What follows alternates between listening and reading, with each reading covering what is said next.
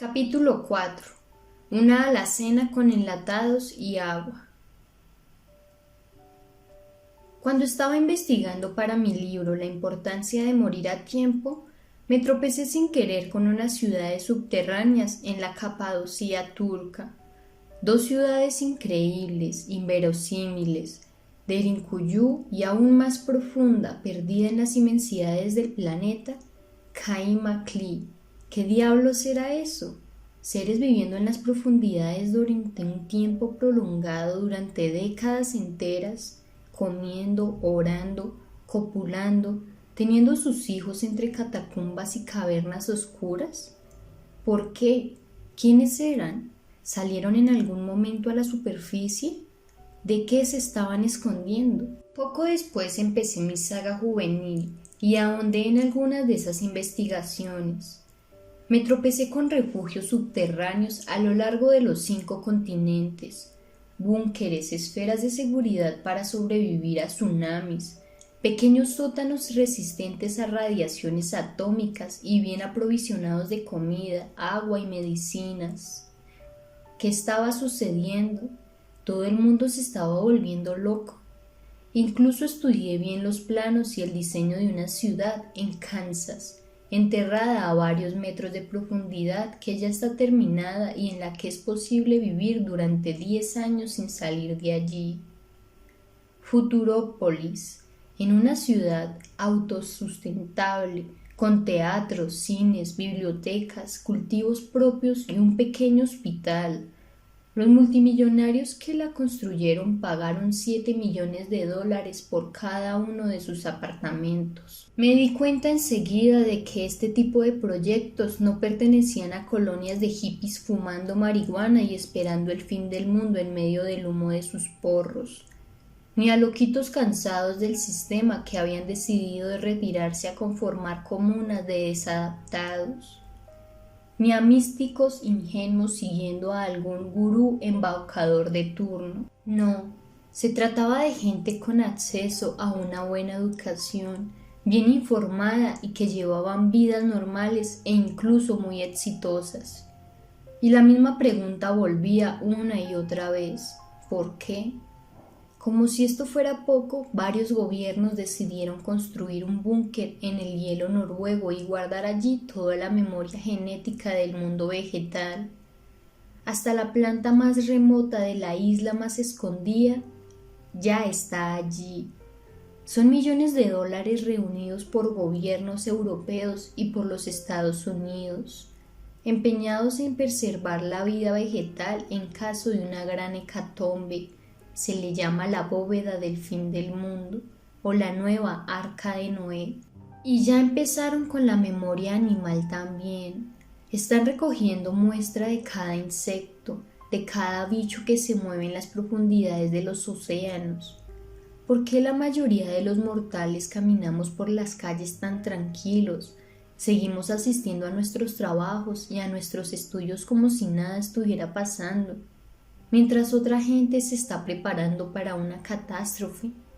¿Por qué continuamos haciendo planes y ahorrando mientras gobiernos del primer mundo, en lugar de invertir en educación pública o en presupuesto para los inmigrantes, gastan del erario para construir nuevas arcas de Noé? Nada coincide con un mundo razonable. El principio de realidad ha desaparecido por completo.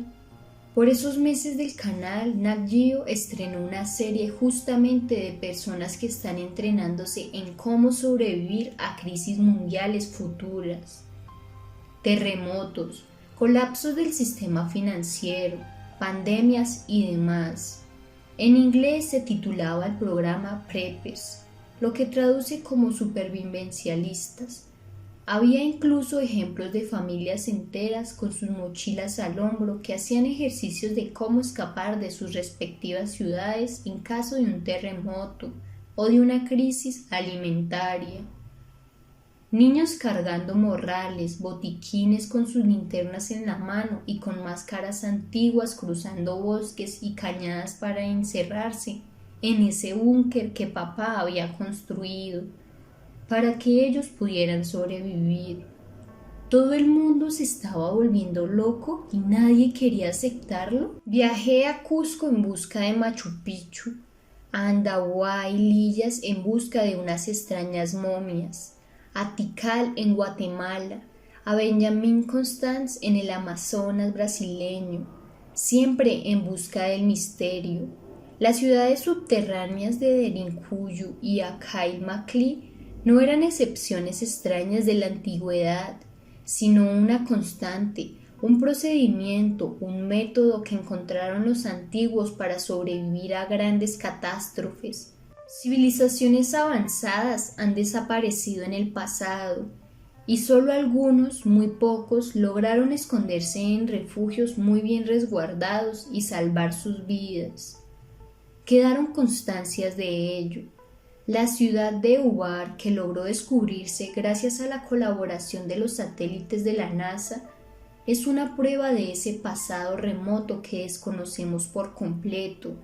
La ciudad de Göbekli Tepe sigue siendo un signo de interrogación para historiadores y arqueólogos, y continúan apareciendo más. Tel Caramel, Varna y Tel Hamoukar, incluso las extraordinarias pinturas de las cuevas de Chauvet en el valle de Ardèche en Francia de unos 30.000 años de antigüedad, nos hablan de seres humanos capaces de pensamiento abstracto. El gran cineasta Werner Herzog rodó al respecto un documental inolvidable, La cueva de los sueños olvidados. Hemos pensado la historia de manera lineal, creyendo que se trata de una secuencia que va desde los primeros Homo sapiens hasta nosotros, los hombres que llegamos a la luna. Parece que no es así, en línea recta, sino que ha habido florecimientos, desapariciones y renacimientos de la civilización varias veces. Nacemos, vivimos y quedamos extintos para después volver a reconstruirnos de las cenizas. ¿Por qué? ¿Cómo?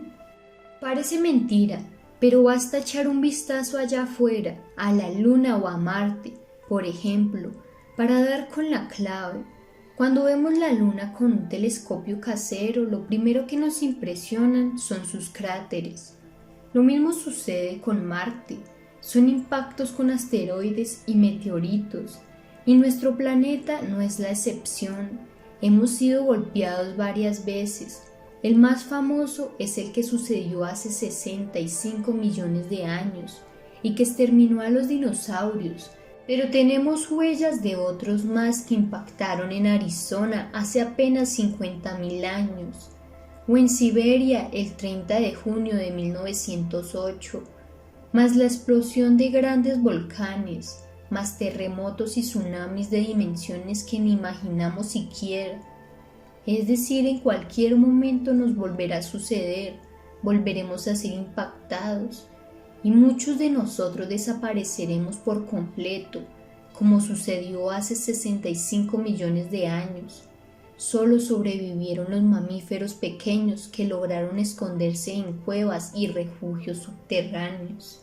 En esa ocasión fueron unos pequeños roedores, y de ahí aparecieron después otros mamíferos, como los primates de los cuales provenimos, así que no es tan descabellado construir un búnker, porque la discusión no gira en torno a si la posibilidad existe o no, la discusión es ¿cuándo sucederá?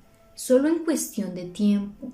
El asteroide Apophis, por ejemplo, pasará muy cerca de nosotros en 2029, y no sabemos aún sus consecuencias. Unos científicos descartaron ya un choque con nuestro planeta. Otros aconsejan continuar vigilándolo muy de cerca. Si el impacto no se produce en ese momento, regresará en el 2036, y no podemos predecir su trayectoria solo por citar un caso. Eso significa que los antiguos experimentaron catástrofes de gran envergadura. Sabían prepararse y por eso construyeron esas magníficas ciudades bajo tierra.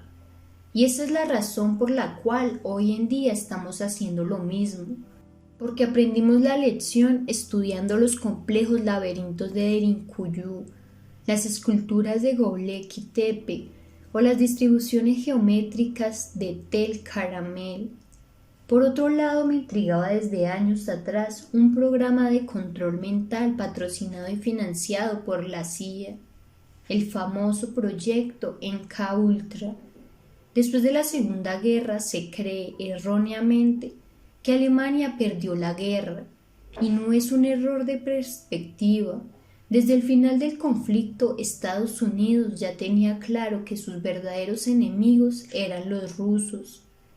Cómo frenar el comunismo era la gran consigna, y por eso lo que vino durante décadas fue la Guerra Fría.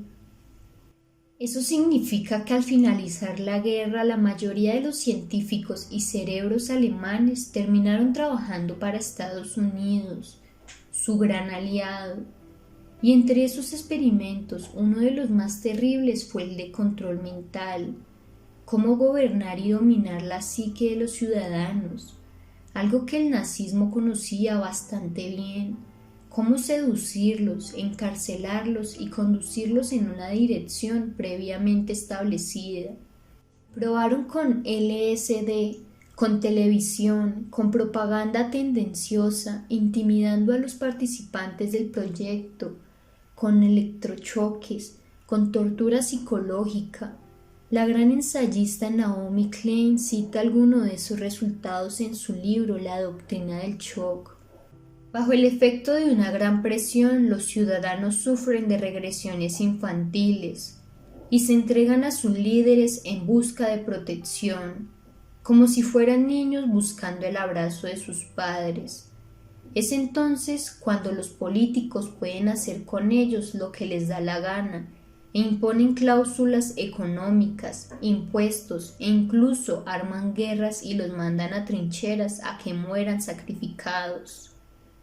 Un ejemplo contemporáneo perfecto es el ataque a las Torres Gemelas y la posterior guerra en Irak. Una cosa no tenía nada que ver con la otra, como confirmaron las investigaciones posteriores. Sin embargo, la gente después de la caída de los dos edificios gigantes, que eran el símbolo del poder financiero norteamericano, quedó asustada a la deriva, traumatizada, y Bush y sus secuaces aprovecharon la situación para inventarse una guerra y forrarse los bolsillos con ella. Pocos años después vino el colapso de Wall Street y una crisis financiera en la que aún está inmerso el planeta entero. Ese programa aparece como cerrado, pero en cambio heredero de él surgió otro, el programa Stargate, en el que contrataron a varios psíquicos probados para entrenarlos en inteligencia militar. La idea era que el cuerpo está sometido a las leyes de la materia, pero la mente no. La mente está inmersa en un universo cuántico en el que el tiempo y el espacio son coordenadas variables. Esos videntes se entrenaron con excelentes resultados en lo que se llamó visión remota. Llevaron a cabo espionaje industrial, espionaje político y militar. Hallaron rehenes y previeron ataques y movimientos sociales años antes de que sucedieran. Lo curioso es que ese programa aparece oficialmente cerrado a mediados de los 90. ¿Por qué? Si les estaba dando tan buenos resultados, ¿por qué lo cancelaron? Una hipótesis es que lo hicieron para poder pasarlo a la sombra y continuar trabajando en secreto, sin que los contribuyentes y los electores preguntaran cuánta plata se está invirtiendo en él. Todo esto parece un espejo roto, piezas sueltas que no conducen a ninguna parte, hasta que di con las declaraciones del mayor Ed Dames, el jefe e instructor principal del programa de visión remota Stargate. Según él, los clarividentes que estaban bajo su adiestramiento se anticiparon a varios sucesos con una precisión milimétrica. El primer ataque a las Torres Gemelas, el ataque final en el 2001, la crisis de Wall Street, el tsunami de Japón. Lo que sucedió fue que a mediados de los 90 se dio la orden de ver aún más lejos, de echar un vistazo no al futuro inmediato, al que estaba a 5 o 10 años de distancia, sino a un futuro más lejano, 20, 30 años más allá. Y todos los mentalistas coincidieron en unos eventos catastróficos que estaban prontos a presentarse: terremotos, una pandemia de gripe aviar que iba a ser incontrolable, pruebas atómicas por parte de Corea del Norte, ataques entre Israel e Irán, pero por encima de las enfermedades, las catástrofes naturales y las guerras, había un suceso que iba a ser el detonante del verdadero desastre. Lo llamaron Kill Shot, tiro de muerte, y se refiere a unas llamaradas solares que pronto se presentarán y que harán colapsar el sistema eléctrico del globo.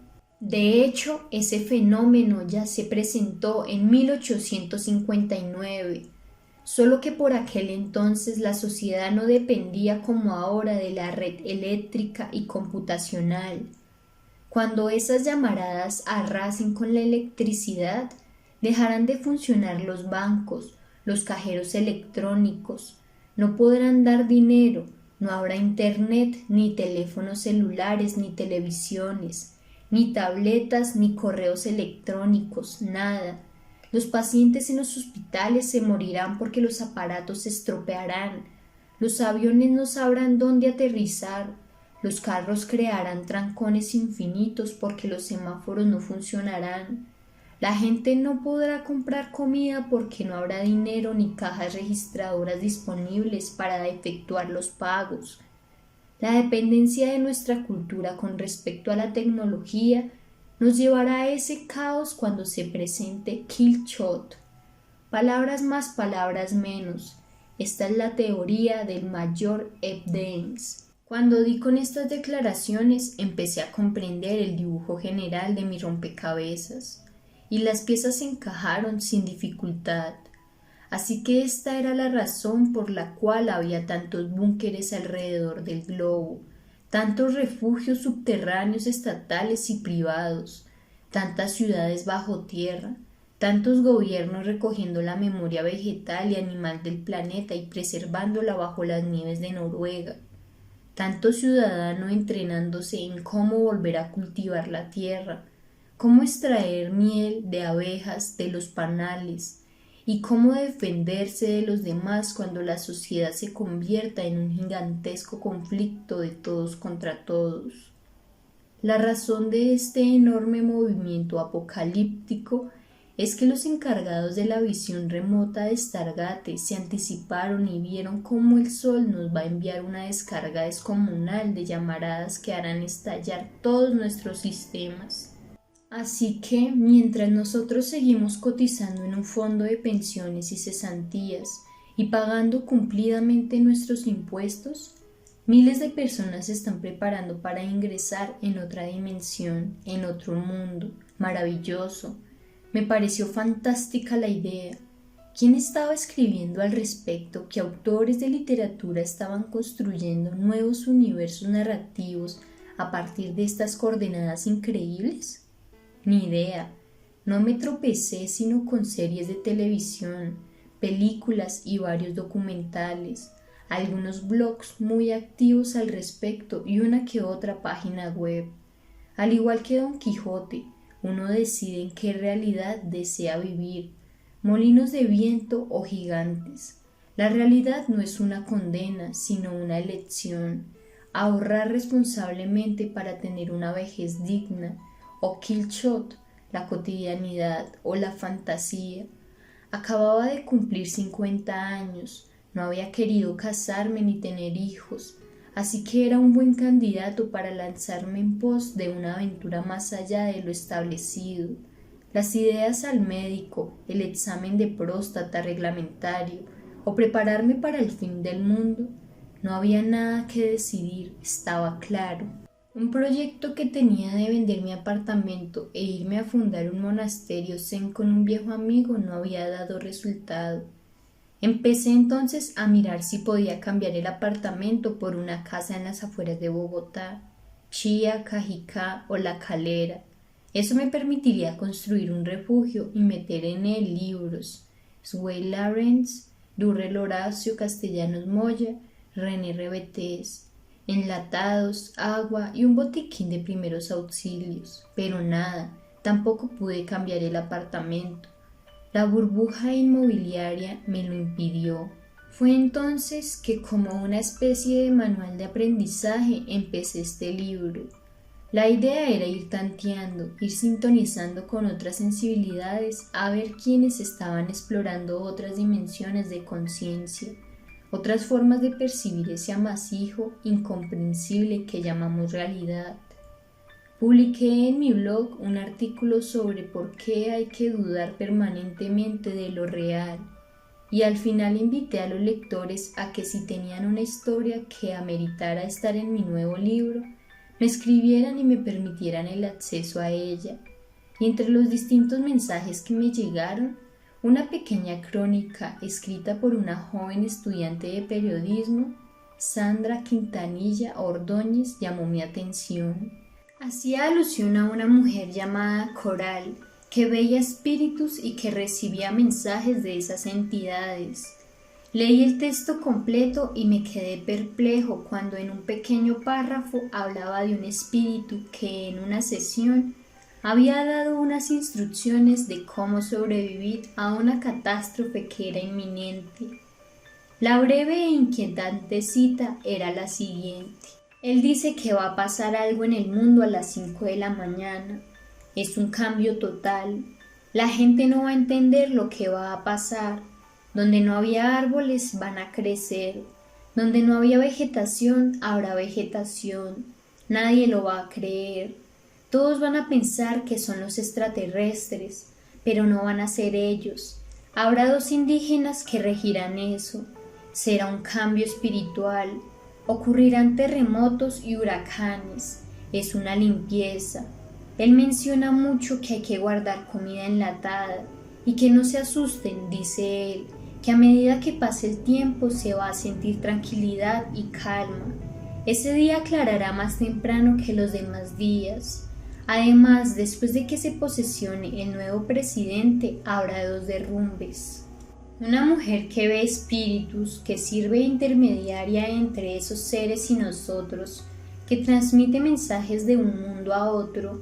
Me parecía importante visitarla, hablar con ella, preguntarle por sus visiones, por el modo como se le presentan esos seres que pertenecen ya a otra dimensión. Contesté el correo y le pedí el favor a la joven universitaria que me sirviera de enlace con la vidente. Y al día siguiente me escribió pasándome un número celular donde yo podía llamarla y concretar una cita con ella. Eso hice y quedamos de vernos a las 3 de la tarde del día siguiente.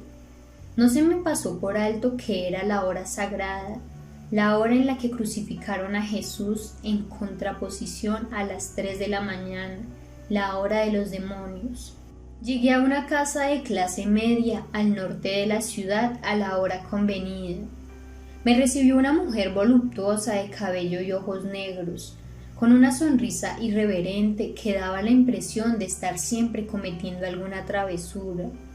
Me cayó bien de entrada, parecía una mujer sincera, directa, sin tapujos de ninguna clase. Me condujo a un pequeño estudio donde nos instalamos a conversar un rato. Descubrí que era la madre de Sandra, la muchacha que me había escrito muy gentilmente. Mario Mendoza, : ¿Cuándo tienes conciencia de tener un don, Coral, de ver situaciones o personajes que los demás no pueden ver? Coral, : Bueno, mi nombre es Esperanza Ordóñez. Esto empezó desde muy niña, Mario. Tenía más o menos 7 u 8 años de edad. Mi madre me dijo que iban a operar a una amiga de ella, pero yo no podía pasar a mirar ni a enterarme de nada. Era una casa grandísima en la Candelaria que funcionaba como inquilinato. Vivían 5 familias. Al fondo vivía esa señora que estaba enferma. Me dijeron que un médico la iba a operar y yo, que apenas era una niña, estaba convencida de que se trataba de un médico común y corriente. Guardamos silencio. Mi mamá llevó ropa de cama blanca, toallas blancas, alcohol, y yo estaba convencida de que el médico estaba pronto a llegar. Unos minutos después yo le dije a mi mamá que entráramos porque el doctor ya se había ido, y ella me preguntó: ¿cuál médico? ¿A quién viste tú? Yo le respondí que el doctor ya había salido y le describí cómo era y cómo iba vestido: alto, delgado, de sombrero y con un traje azul oscuro. También le conté que me había sonreído y que me había dicho adiós con la mano. Sobra decirte que era José Giorgio Hernández, el espíritu sanador. Mi mamá no lo podía creer. Desde ese momento en adelante empecé a ver cosas raras, entidades, gente que iba y venía por esa casa y que nadie más detectaba sino yo, gente muerta que enviaba mensajes, y a partir de entonces yo no estaba segura de si estaba viendo gente real, viva o espíritus de personas ya fallecidas. Luego empecé a sentir que debía advertirles a mis vecinos cosas que iban a ocurrirles. Eran como mensajes que les enviaban. Tenía por aquel entonces 14 o 15 años y me dio miedo. Pensé que me estaba volviendo loca. Me daba cuenta de que no era algo normal. Ciertas personas creían que eran visiones delirantes en mi cabeza. Por ejemplo, entrar a un cementerio era para mí una verdadera tortura. Bueno, es terrible aún hoy en día. Escucho miles de murmullos, pero a veces no reconozco bien qué es lo que dicen ni lo que quieren. A partir de esa época la gente se enteró de que yo hablaba con los muertos y acudían a mí como si fuera una bruja. Me preguntaban por una cosa y por la otra. Yo les explicaba que yo no puedo invocar a nadie. Ellos se presentan solos por su propia voluntad. Una vez, por ejemplo, se me presentó una niña de unos 5 años con un mensaje para su mamá: que no se siguiera sintiendo culpable por su muerte, porque ella no había tenido nada que ver. Un hombre había espantado un nido de avispas y los insectos le habían causado la muerte. Le transmití el mensaje a la madre y le dije que a los pocos días su hija se despediría de ella definitivamente en un sueño. Y a los pocos días la mujer me llamó llorando a decirme que sí, que su hija se le había presentado y le había dicho adiós. De algún modo ese mensaje la exoneraba de una culpa atroz que ella sentía y que le impedía vivir con tranquilidad. Eso es lo que yo he hecho últimamente: ayudar a las personas, liberarlas de cargas y sentimientos negativos. Soy como una guía espiritual. Mucha gente elige mal a su pareja o cogen el camino equivocado, y esos mensajes los ayudan a rectificar y a elegir con más cuidado, paso a paso, con cautela y buen tino. Mario Mendoza, 2 puntos. ¿Tienes esa misma claridad con respecto a ti mismo? Coral, 2 puntos. No, en mi caso, por ejemplo, me casé muy joven y fue un matrimonio durísimo. Él me llevaba 15 años y cuando quedé embarazada me bloqueé. Me daba miedo que el bebé fuera a sufrir algún tipo de consecuencia negativa. Ya sabía que estaba equivocada, que había cogido el camino incorrecto, pero no podía evitarlo. Era como una fuerza de arrastre más poderosa que mi voluntad. Después volví a recuperar mis facultades y continué ayudando a la gente. He visto casos increíbles. Una vez un hombre me transmitió un mensaje que buscaba solucionar su supuesto suicidio. En realidad, lo había matado su amante, pero la persona a la cual le di el mensaje me dijo que no podía hacer nada. ¿Con qué pruebas? ¿Quién le iba a creer a algo así? Y aunque el muerto dio indicaciones de unos documentos y explicó bien cómo había sido el crimen, la mujer a la que le transmití el mensaje se negó a empezar una investigación formal. Tenía miedo de que la tacharan de loca. Mario Mendoza, 2 puntos. ¿Por qué a veces los muertos quedan vagando, Coral? Coral, 2 puntos. El infierno realmente es este mundo. Luego pasamos a una especie de purgatorio. Los espíritus están en tránsito, en camino. Por eso uno no los debe llamar ni perturbarlos. Lo que sucede es que a veces hay algunos que tienen asuntos pendientes que necesitan informar algo, que no pueden despedirse tranquilos. Mario Mendoza, ¿Están como suspendidos en una interdimensión? Coral, Sí, hace poco me sucedió lo que te contó Sandra en la crónica que te envió. Un joven estaba aquí consultándome algo y de pronto se apareció su abuelo a enviarles mensajes, claves. Primero dio algunas indicaciones personales y se refirió también a 2 de mis hijas que estaban presentes durante la sesión. Luego dice que es importante empezar a prepararse porque un día va a amanecer antes de tiempo e insistía en que no debíamos asustarnos, que lo más importante era no sentir miedo. Son cambios inevitables para bien de la humanidad. Dijo que donde no hay vegetación nacerán nuevas plantas y donde no hay océanos ni mares aparecerán aguas que cubrirán los continentes. Y finalmente dijo que era muy importante guardar en algún lugar de la casa muchos enlatados y reservas de agua. Mario Mendoza, ¿No dijo nada más ese mensajero? ¿No anunció exactamente qué tipo de catástrofes se avecinaban? Coral, Deben presentarse 2 derrumbes primero, como puentes que se caen, supongo. Luego llegará el día en que amanezca más temprano. Los horarios empiezan a descomponerse, a no encajar. Pero lo más importante es estar en paz con nosotros mismos, estar tranquilos, no ir a atemorizarnos ni a desesperarnos. Mario Mendoza, ¿Alguna vez has recibido otros mensajes en esa línea? ¿O fue la única vez?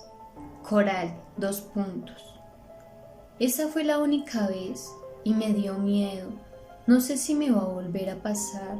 Me dio pánico. Y bueno, dijo otra cosa, pero no viene al caso. Mario Mendoza, Puedes decirme sin problema. Igual el libro no va a salir ahora. Coral,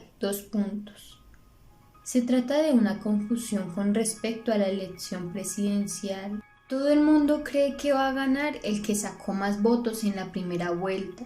Y no va a ganar ese.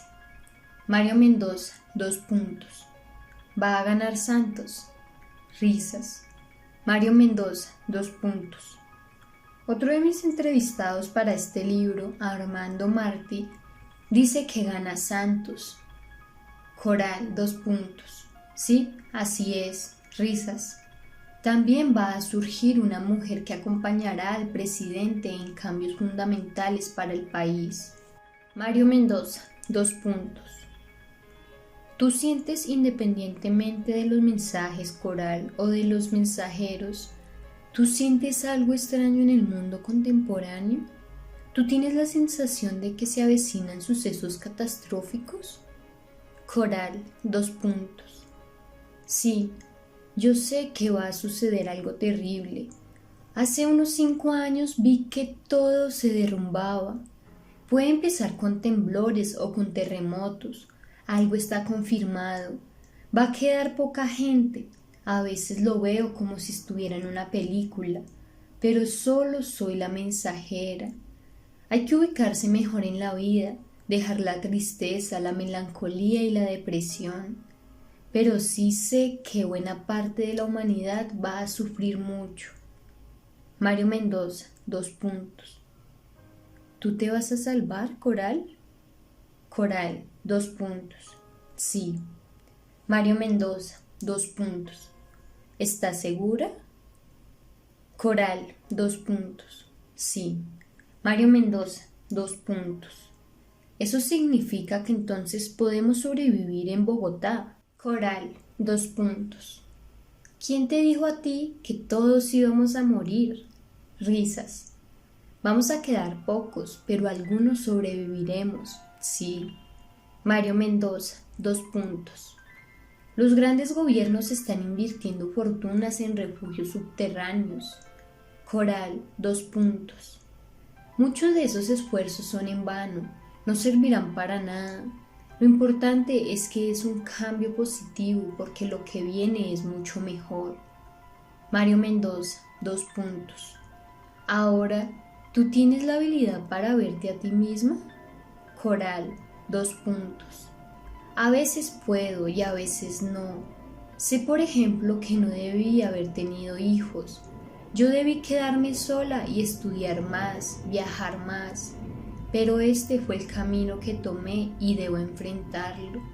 Sin embargo, un día me iré, un día partiré para siempre a cumplir con ese destino que tengo pendiente. En este punto, Coral me dice que siente que hay un mensaje para mí. Me pongo alerta. Me dice que algo sucederá con alguna de mis novelas. No sabe qué exactamente, pero será una excelente noticia, un proyecto que dará muy buenos frutos. Le digo que quizás se trata de un guión de cine que está pendiente, un guión basado en uno de mis libros. Luego me pregunta si me identifico con la fuerza física y espiritual de mi madre. Le digo que sí, que por supuesto. Ha sido una persona muy valiente que ha aguantado una enfermedad atroz a lo largo de décadas sin doblegarse ni rendirse. Le explico a Coral que esa misma fuerza, esa valentía y esa radicalidad son claves en el mundo tan duro como el del arte y la literatura. Finalmente me advierte que no me vaya a casar ni a tener hijos, que de eso depende mi energía total a la creación literaria. Le confieso que curiosamente he presentido eso mismo desde mi juventud. No sería ni un buen padre, ni un buen esposo. La obsesión por construir una obra literaria sólida obnubila por completo mi lucidez en otros aspectos de la vida. Hacemos un alto en la entrevista y tomamos un poco de agua. Luego volvemos a la conversación. Mario Mendoza, .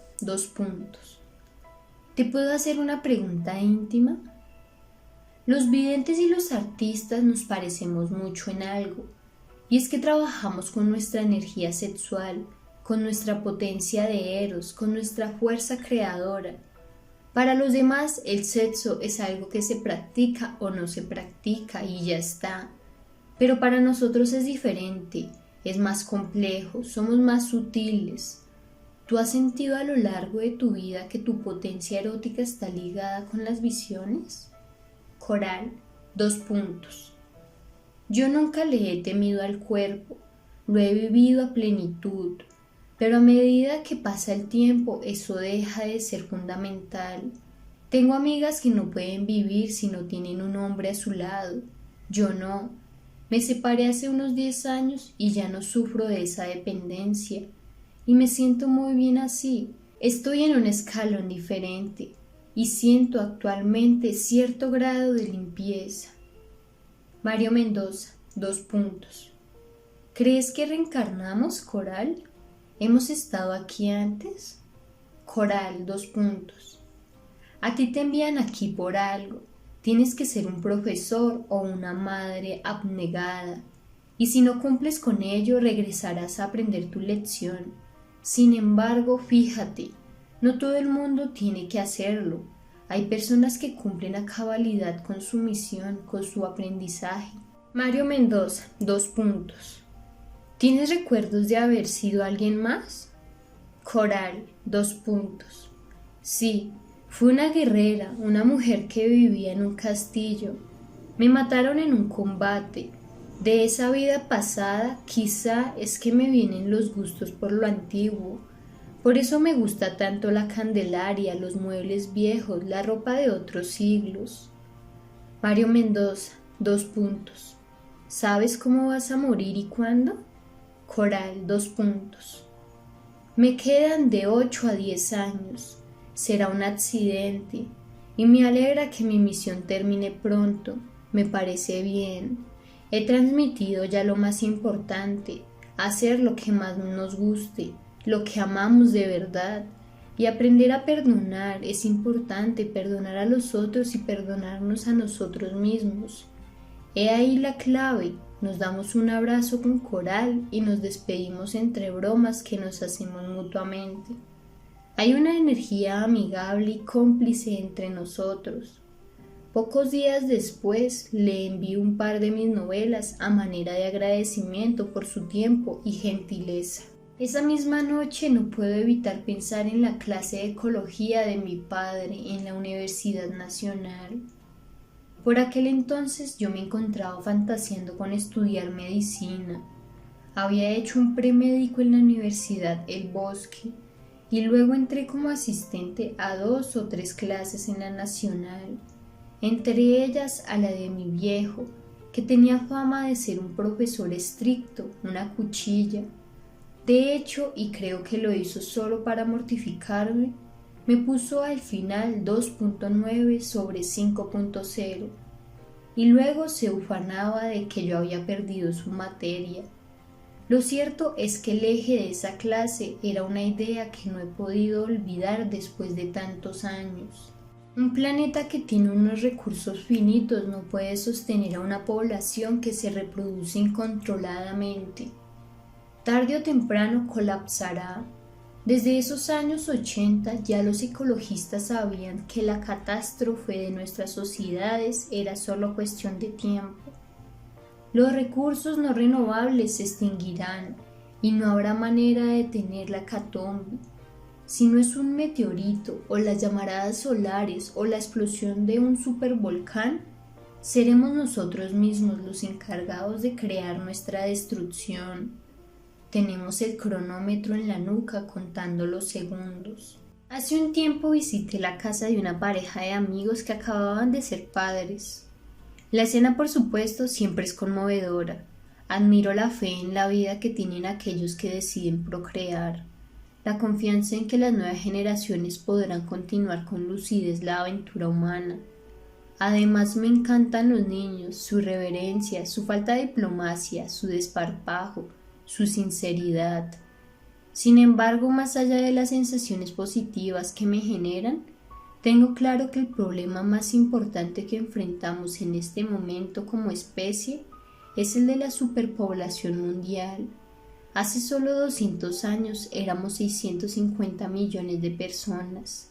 En 1950 éramos 2.500 millones, una cifra manejable. Y en escasos 50 años hemos duplicado la cifra y seguimos creciendo. En el 2010 la ONU calculó 6.500 millones de personas y ya alcanzamos el escandaloso número de 7.000 millones. La FAO alertó ya que por primera vez en la historia de la humanidad sobrepasamos los 1.000 millones de personas muriendo de hambre. Cada hora nacen 11.000 bebés y venimos creciendo más o menos unos 100 millones de personas cada año. En poco tiempo estaremos rozando los 10.000 millones de personas. Un infierno. Las consecuencias de una tasa de reproducción tan vertiginosa son evidentes. La explosión demográfica es hoy por hoy un problema de seguridad mundial. Hemos contaminado todo el planeta, el agua de los ríos y de los océanos, el aire, modificamos el clima, destruimos la capa de ozono, somos los principales responsables de la extinción de otras especies. Solo entre 1990 y 1995 desaparecieron 65 millones de hectáreas de bosques. Como si esto fuera poco, en el año 2010, los mayores de 65 años representaban el 7.6% del total de la población. En solo 50 años serán el 22% para entonces. Los sistemas pensionales serán insostenibles, imposibles de manejar para cualquier democracia moderna. Si a esto le sumamos la producción de las basuras y la escasez de agua, la imagen es aterradora. No tendremos que beber y moriremos aplastados bajo el peso de nuestra propia inmundicia. Es importante entonces que las distintas sociedades empiecen desde ya unas políticas de educación al respecto. Necesitamos con urgencia 4 o 5 generaciones hacia adelante que decidan no reproducirse, que entiendan que tener hijos o no tenerlos es un problema ecológico. China e India vienen trabajando arduamente en esta línea. La educación sobre el uso del condón y demás métodos anticonceptivos no solo es urgente, sino que es literalmente de vida o muerte. La mojigatería y la santurronería de cierta educación tradicional en asuntos tan serios solo acarrearán más caos, más irresponsabilidad. Hay que tener claro que como se trata de temas de salud pública, la religión no tiene nada que ver en este asunto. Si durante milenios reproducirse fue una moral correcta y garantizaba la supervivencia de la especie, es preciso entender que ya no lo es. En estos tiempos aciagos lo correcto es lo contrario, no pensar en mi felicidad personal, sino en la de la humanidad y abstenernos a tener hijos. Hay gente ya preparándose alrededor del mundo para un desastre de gran envergadura, supervivencialistas. Si durante milenios reproducirse fue una moral correcta y garantizaba la supervivencia de la especie, es preciso entender que ya no lo es. En estos tiempos aciagos lo correcto es lo contrario, no pensar en mi felicidad personal, sino en la de la humanidad, y abstenernos de tener hijos. Hay gente ya preparándose alrededor del mundo para un desastre de gran envergadura, supervivencialistas que están listos para la caída de las redes eléctricas, para una pandemia, para un terremoto, para una guerra nuclear. Están entrenados ellos y sus hijos para salir corriendo en cuestión de minutos. Tienen estudiadas varias rutas de escape para llegar hasta sus refugios subterráneos donde ya han almacenado agua y comida y medicinas. Hace poco, debido al descubrimiento de una producción exagerada de ataúdes cerca de Atlanta, Proyecto FEMA, que indica una catástrofe inminente, al conflicto en Gaza y a la llegada de pacientes con ébola a los Estados Unidos. Los entrenamientos de fuga de los preppers se han incrementado. Si no pasa nada en las próximas décadas, lo podremos ver como una pandilla de obsesivos paranoicos. Pero si llega a suceder el desastre, solo ellos se salvarán. En el año 2011 se estrenó una película llamada Take Shelter, dirigida por Jeff Nichols, en la que cuenta la historia de un trabajador cualquiera que empieza a tener premoniciones de un apocalipsis que se aproxima. Decide enterrar un container en su jardín y preparar un refugio subterráneo para su mujer y su hija.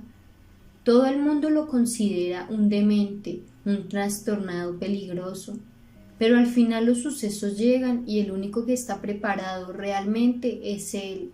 De igual modo les pasará a todos estos individuos que tienen sus búnkeres construidos desde hace años, o que los están construyendo en este momento.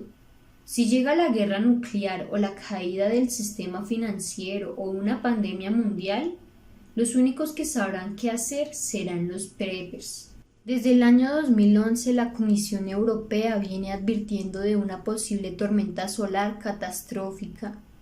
El 11 de enero de 2012, por ejemplo, Europa Press sacó un comunicado que difundieron varios medios alrededor del mundo, entre ellos La Razón de España. La Comisión Europea ha presentado un informe en el que califica de creciente el riesgo de que se produzca un evento tecnológico causado por una tormenta solar de dimensiones catastróficas que afecte a las infraestructuras terrestres como las redes eléctricas, de telecomunicaciones, de navegación por satélite o la banca. Según ha señalado el Observatorio del Clima Espacial de la Asociación Española de Protección Civil para los Eventos Climáticos Severos y la Prevención Nuclear, en declaraciones a Europa Press, esta postura de la Comisión Europea se une a la que mantienen desde hace tiempo los gobiernos estadounidense y británico a este respecto. En el informe destaca que en vista de que la próxima máxima solar se espera en 2013, En los próximos meses el deber del organismo es dar a conocer el posible impacto del clima espacial en ciertas infraestructuras. Para ello ha puesto en marcha el Space Weather Awareness Dialogue, que tiene como objetivo identificar los retos relacionados con prácticas y políticas de prevención de desastre, preparación y mitigación y formular recomendaciones para acciones correctas. En este sentido, ha indicado que el riesgo de que se produzca un fallo eléctrico como consecuencia de una tormenta solar en un tiempo relativamente corto es alto, y han apuntado que la sociedad no está preparada para enfrentarse a ello. La Comisión Europea propone definir las responsabilidades y líneas de comunicación antes de que ocurra un evento tecnológico, de manera que todos sepan cómo reaccionar en el caso de una alerta. Así, a su juicio, los protocolos de respuestas a una crisis deben estar preparados y probados antes de tiempo, a través de ejercicios o simulacros, pruebas de tensión, que ayuden a aumentar la conciencia de los actores y a determinar las deficiencias y debilidades en los procedimientos de emergencia. El organismo europeo tiene la tarea de elaborar una lista de los riesgos a los que se enfrenta la UE, incluyendo el clima espacial, así como los riesgos emergentes.